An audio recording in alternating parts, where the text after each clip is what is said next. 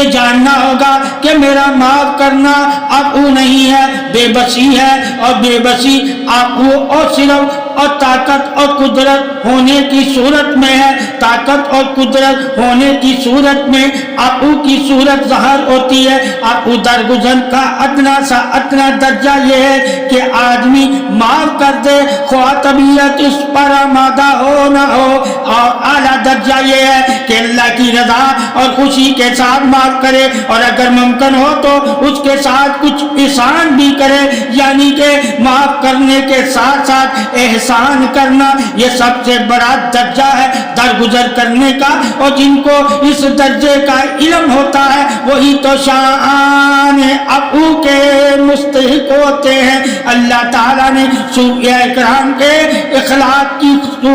خصوصیات میں سے اہم خصوصیت یہ ہے کہ وہ برائی کا بدلہ بھلائی کے ساتھ دیتے